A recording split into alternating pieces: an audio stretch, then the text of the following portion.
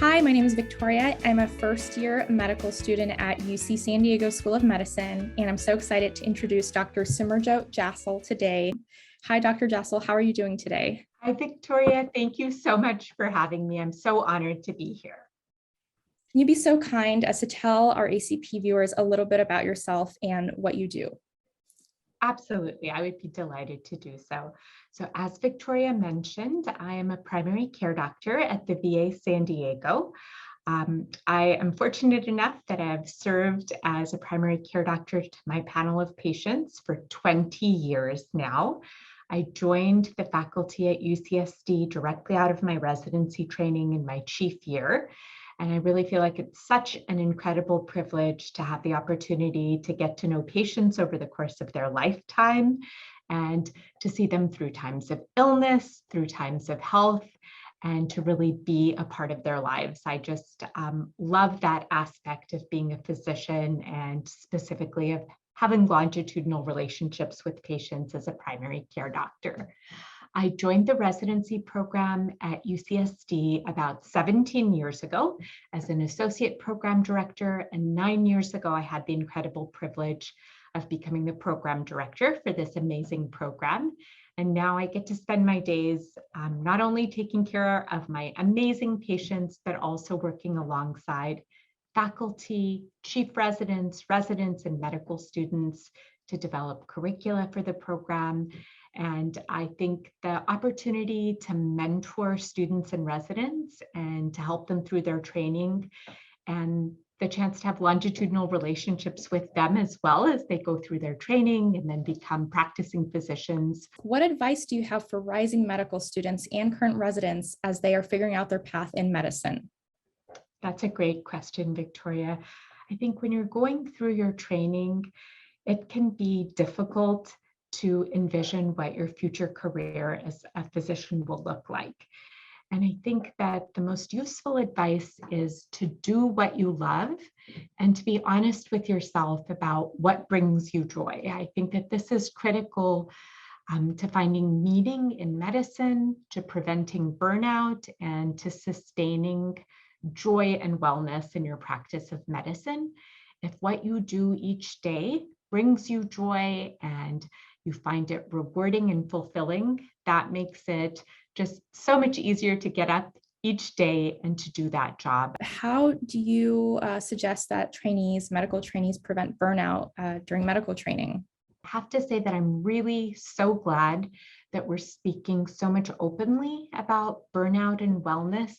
I think that these are very real threats to us as physicians and to our profession. I think the truth is that even though being a physician is an incredible privilege, it also carries with it a great deal of responsibility, and that can weigh heavily on our shoulders, especially if we take on that burden alone. I think that the most important ways to maintain wellness and to prevent burnout are through connectedness and through finding meaning in the work that we do.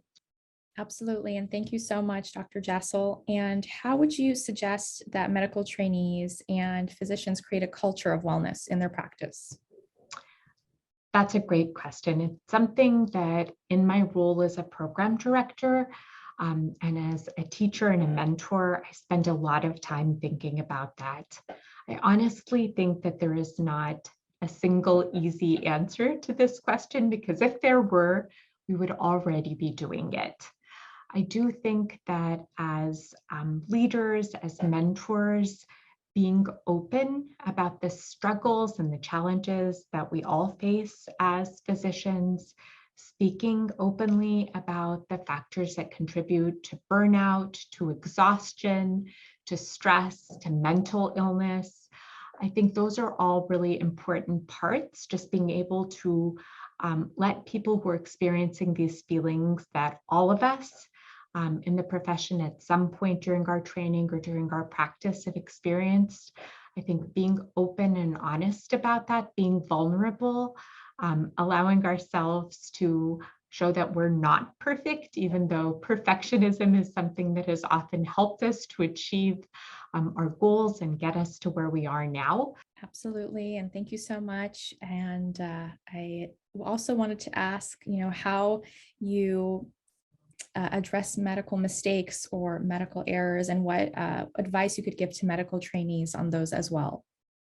Yes, I think medical mistakes, medical errors, they're something that will happen to all of us. Unfortunately, if we practice medicine long enough, because we are human, there will be errors that we are a part of. And I think that can really take a huge toll on us as healthcare providers, as physicians, because of course, all of us went into medicine as a profession because we want to help people, we want to alleviate suffering. And I think the idea that that's something we might do, that it could contribute to harm to a patient, even if it's unintentional, I think that can really have a huge negative impact on our psyche. I think, again, creating a culture where we speak openly about medical errors and about why they happen, about how we can prevent them in future patients, really trying not to blame ourselves while taking responsibility and learning from mistakes, being honest with patients and family members when errors happen. I think all of those are really important components. Absolutely. And thank you so much, Dr. Jassal. And I also wanted to ask, how you would suggest that students and medical trainees remain focused and positive during intense study periods.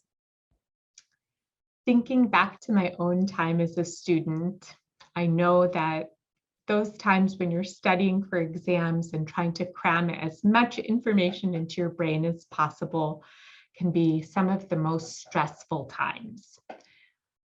The advice I have may be different than that others would give, but I'm going to recommend that you take time for yourself.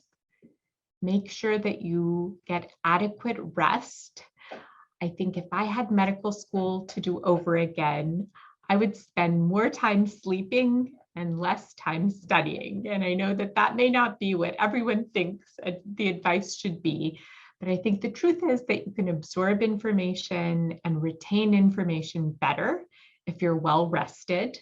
I think that for much of my life, I have thought that I can sacrifice sleep to make time for everything else that I want to do. And I'm still guilty of doing that more often than I'd like to admit. But I do think that prioritizing rest, health, and nutrition for ourselves as physicians is a really important step and a really important part of really getting through those difficult, high-intensity study times, because it will allow us to be more efficient and more effective in our studies. Absolutely. Thank you so much, Dr. Jassal. And I'm so incredibly appreciative that you joined us today and joined for our Wellness Wave interview. And we are so grateful to learn from your perspective as such a strong leader in the medical field and as a residency program director. Victoria, you are so welcome. I feel so incredibly lucky to have had this opportunity, and I'm grateful to you for inviting me to speak in this venue. Thank you so much, Dr. Jassal. Thank you very much. My pleasure.